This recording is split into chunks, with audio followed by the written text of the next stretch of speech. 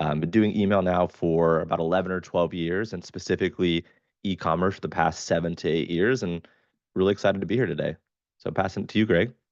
Awesome. Thanks, Chase. Thanks, everyone. Welcome. So Tracy from North Carolina. I'm from Durham, North Carolina here. So nice to have another Carolinian in the house.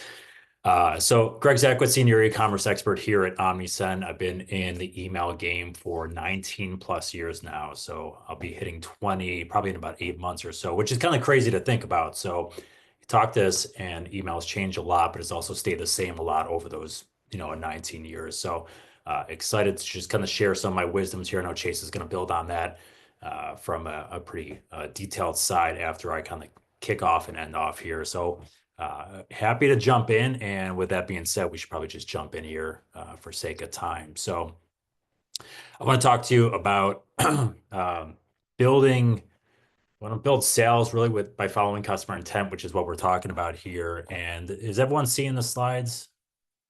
Yeah. Okay. I'm just seeing your face, Jay. So I'll try to follow through here. So as we're moving through, so this is a really squiggly chart of something I did about 8, 9 years ago. And it's probably more complex now, but it's really a way to kind of think about how the consumer journey was. And you used to see those old charts of like the straight line. It was discovery and then search and then purchase. And then you had this loyalty and it was really simplistic. And I'm not sure that was ever the way, but it hasn't been the way for the last 12, 15, 16 years. And it's really more looking like this.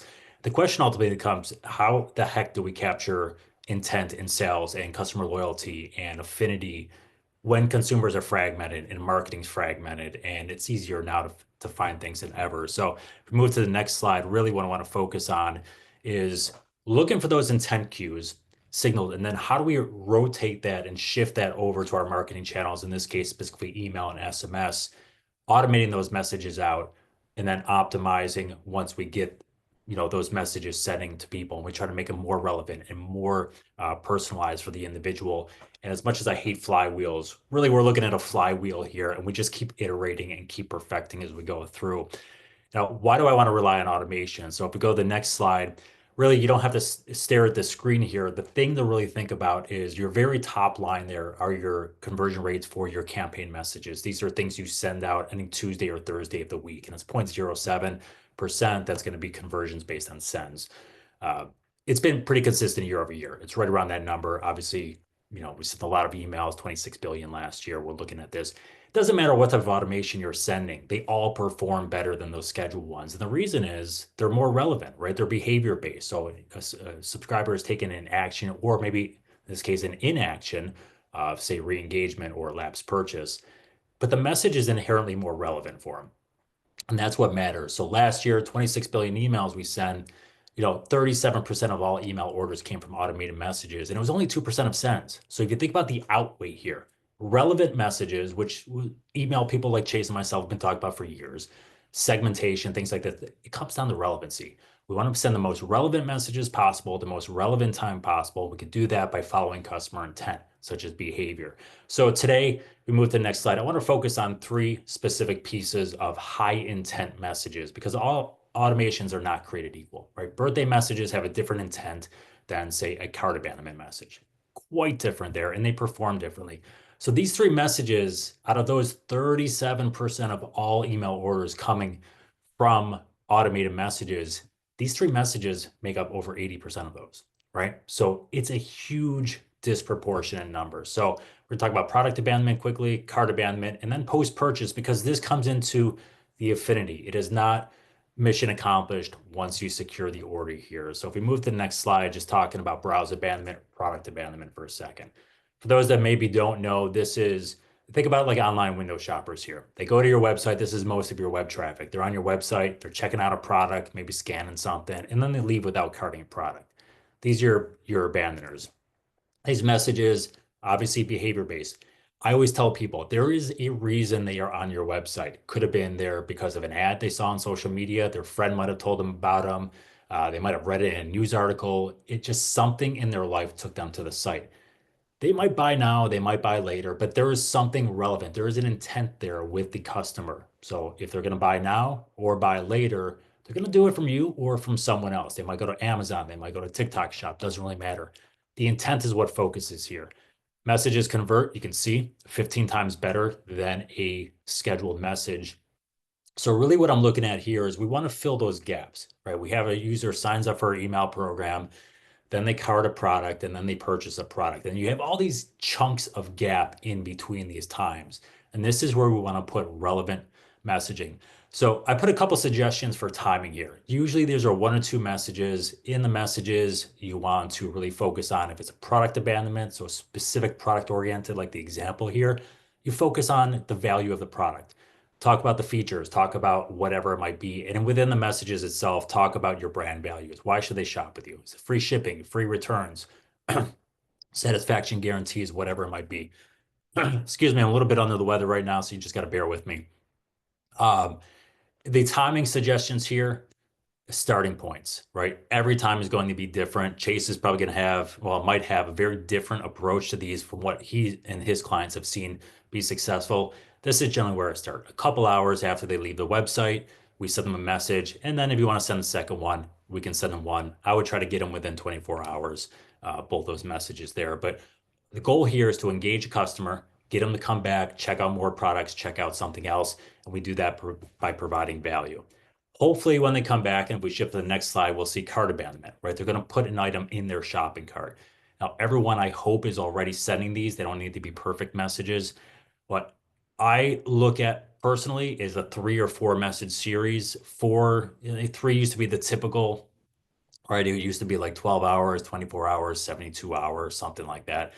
I'm an aggressive guy. I think people generally, when they cart products, they've identified obviously what they want to buy and they're going to want to buy quickly. So I'm aggressive. I go 30 minutes to an hour with that first message. I always send four, not always. I'm going to talk about why that is, but I generally like 4 messages generally. Uh, we had a lot of clients back in the day that say, hey, do this for Black Friday, Cyber Monday, and they would add the fourth. And they work so well, they just kept them year round. So if they are this close to cash, what we want to do is we want to get that cash, right? So is the extra message that might cost you a fraction of a penny worth it? In my opinion, yes. So again, we focus on the value adds of the product, the value adds of the company, give them a reason, overcome the obstacles to conversion. That could be shipping costs, it could be shipping speed, it could be return policies. Just promote these things, but we don't have to overcomplicate them. But again, intent signals. They've checked out, they've been to the website, they put an item in their cart. That's a very high intent stage for you. And hopefully we get these to convert to people through your messages, and that will bring us to post-purchase here. So move to the post-purchase slide, what we're really looking at here is this is the start of that customer relationship. So you're a brand, you've probably spent money to acquire the customer. You've probably spent ads. You've probably maybe given a discount in a welcome message, whatever it might be, but you've spent money to acquire the customer. We need those repeat purchases to make that customer more valuable, more profitable for us.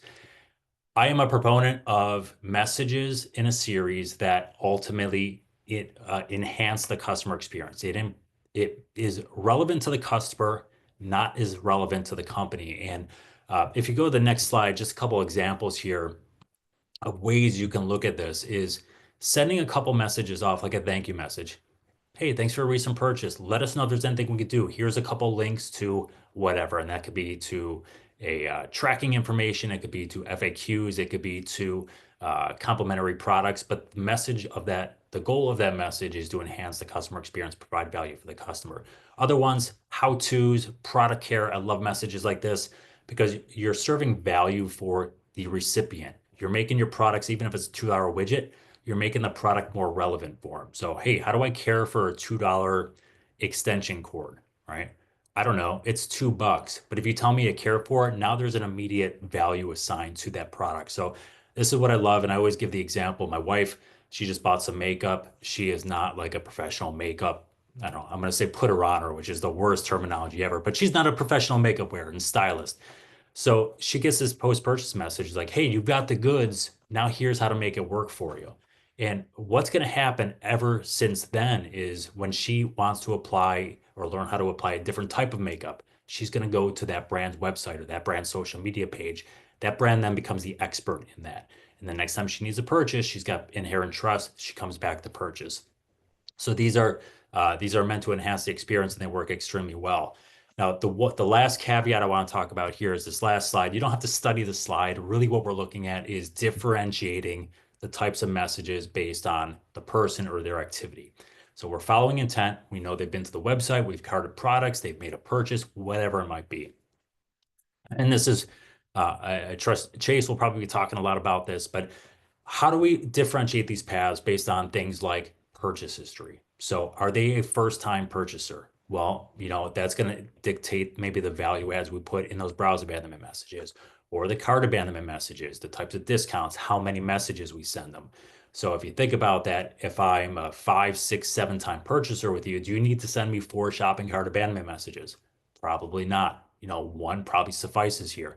Maybe you just want to do SMS. So look at the purchase history and we can figure out discounts. You can figure out timing. You can figure out number of messages.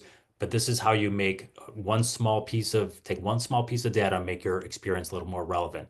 Same with product value. So specifically cart abandonment or product abandonment, your free shipping threshold, $50 and the cart total is $25. Well, it changes the way you want to changes the way you want to communicate the messages. So promote the free shipping, maybe give them an incentive that gets them above that $50 threshold. So they get a discount, plus they get the free shipping, but you also maximize your margins.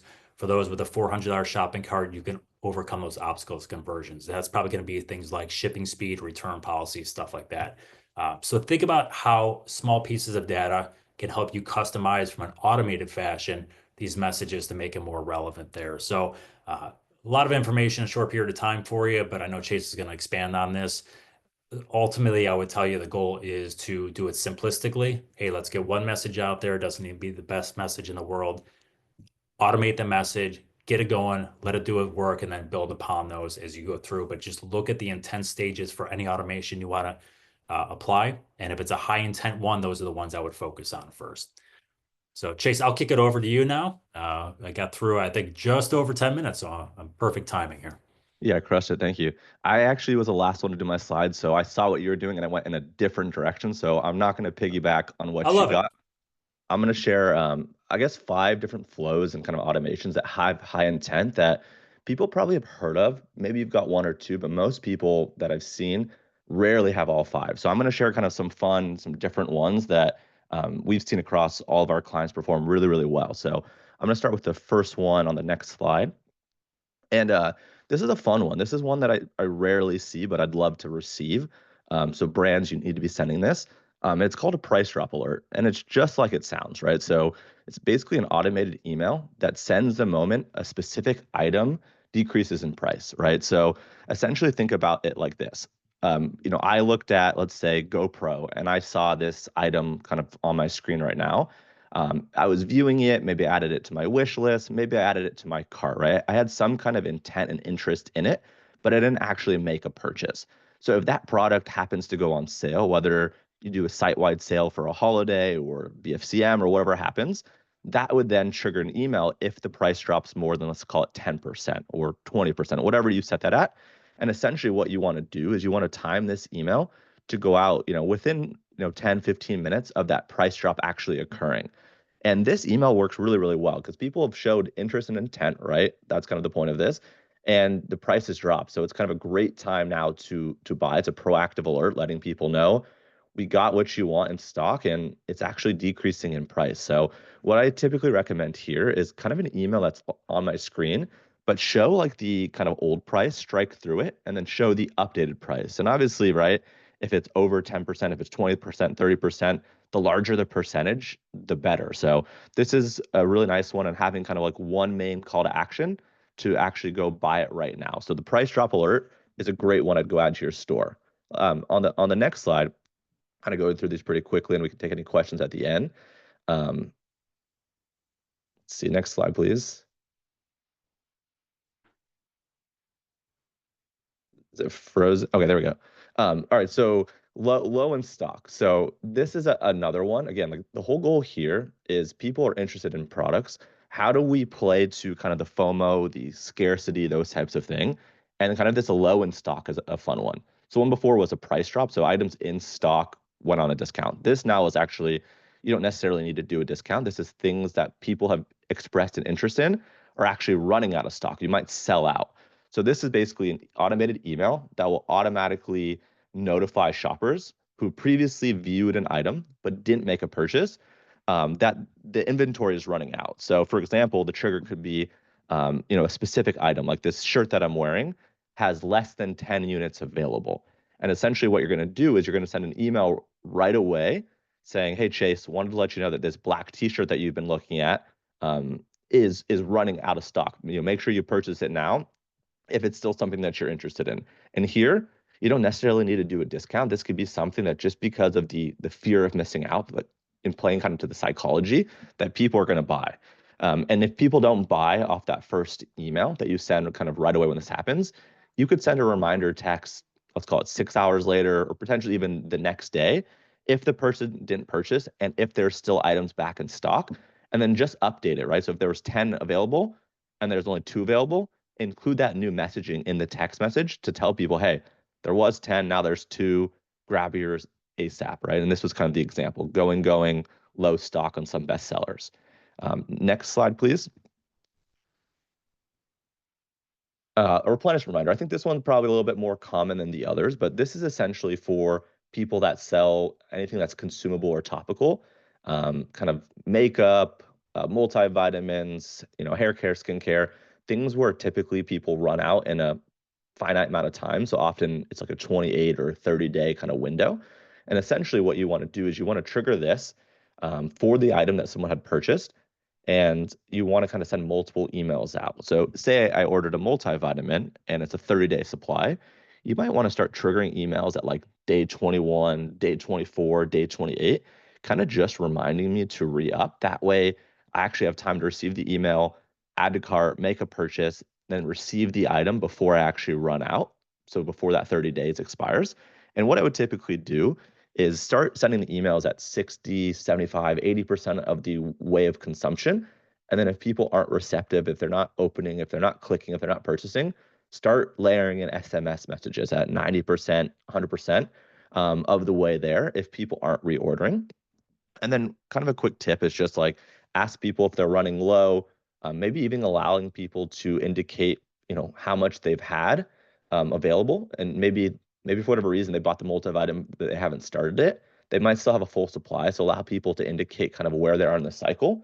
And then make it really easy to allow people to repurchase these items with like a one click to reorder. So again, all of this is like, what people purchased, based off of the likelihood of their consumption when they're going to run out, just start serving them emails proactively to get them to, rebuy. All right, next one, please. Okay, so everyone talks about like the VIP flow. This is a little bit different of a spin on it. And essentially what I wanted to kind of share here was this is essentially kind of a surprise and delight. So this is an automatic email, kind of an automated email that's going to reward customers who hit a spend or purchase milestone. So maybe they've purchased X number of times in the last X number of months, or maybe they've spent X number of dollars with you guys recently. Sending them kind of an unexpected purchase, kind of perk. So kind of an early access to something, maybe some kind of freebie, some kind of exclusive bundle, just really trying to send them something that they didn't realize that they were going to qualify for or get. And send that typically within them, making that threshold within 24 hours. And again, the perk could be something like early access, exclusive bundle, and then let them know like what they mean to you, that they're a VIP, that they're really special, that you want to go above and beyond to make sure that they're happy type of a thing. And I don't know if I have any more slides, but that was the last one. Let's see.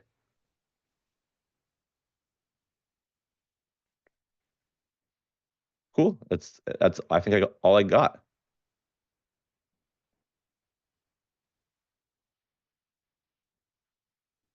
All right. I'm up. All right. Again, I'm Kaylee from Elevar, and my segment is about tracking and data.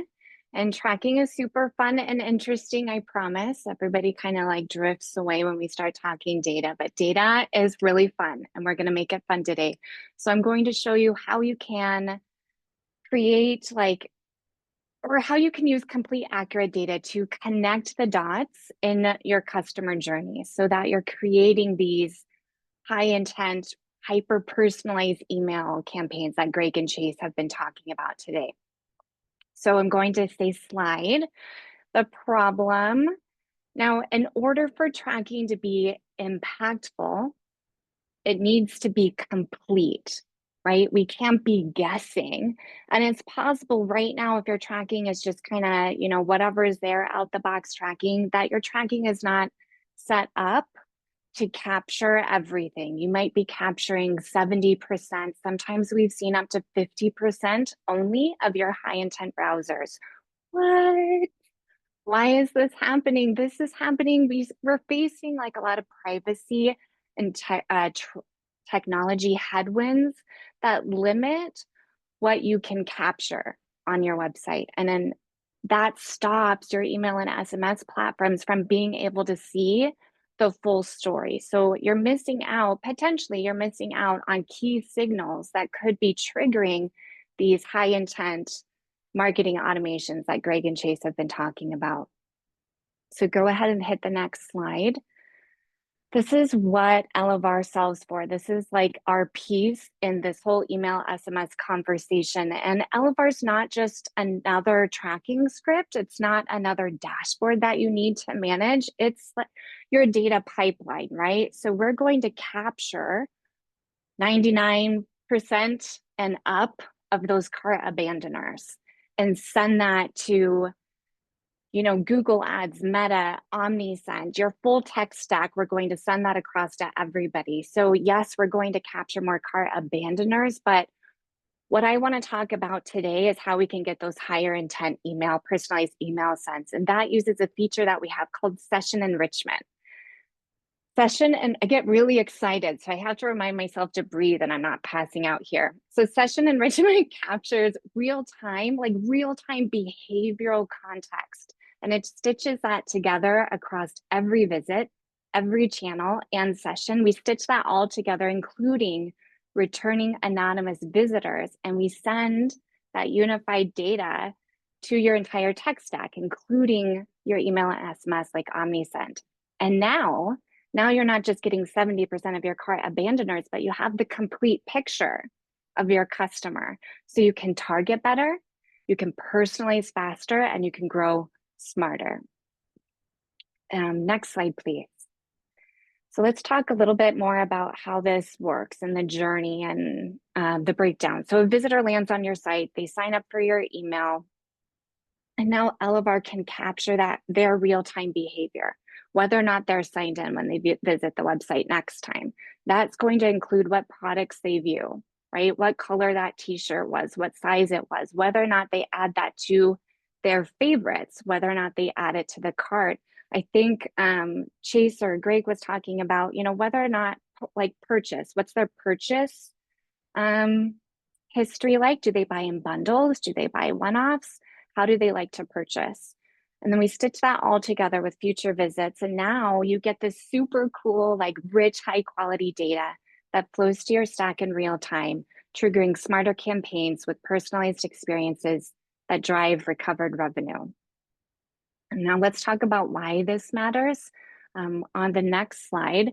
So what does this mean for your email and SMS flows? Let's say someone signs up for your newsletter and they're browsing your website, but they don't buy. 70% of the time, they'll make it through the ad blockers, right? And then they'll get their abandonment email. Or you could know if that person frequently returns to view a specific product, if they've added it to their favorites, if they respond better to bundles or collections. And now you're not reacting to just one click, you're creating intentional, hyper-personalized sends that are based on their buying behavior. So this is segmentation, not just by product, but by experience and interest and intent. So I don't think I have another slide for this. I had a slide that just said story time really big. And I was like, that's kind of lame. I'm going to take it out and just have story time. I was talking with do I have time? I do have time to share this. We still have time for Q&A. I was talking with our product marketing manager, and she shared a really great example of these high intent, hyper personalized emails based on buyer intent. So she shops at Sephora a lot and was browsing Fable in Maine. It's a hair care line on Sephora's website, but she didn't buy. but she did add it to her favorites. And what did she get? Within 24 hours, Greg, from Sephora, she gets, instead of her standard abandonment email, she gets a curated bundle offer of Fable and Main products because she purchases bundles. And that was followed up by a deep dive into the brand. So they gave her the product like in her email and the way that she likes to buy it. And then they gave her that deep dive email into the brand to get that brand trust to purchase the product. So that's the level of personalization that's possible, and it works because when you're working with Elevar and Omnisend, that data is complete and real time. Okay, I'm going to get off my data and tracking soapbox now so that we have time for a Q&A. You'll see a poll pop up. If you want some more information on high intent flows, go ahead and raise your hand and we'll see how we can get you help between Elevar and Omnisend and Chase here. And then Q&A, Greg, I'm going to toss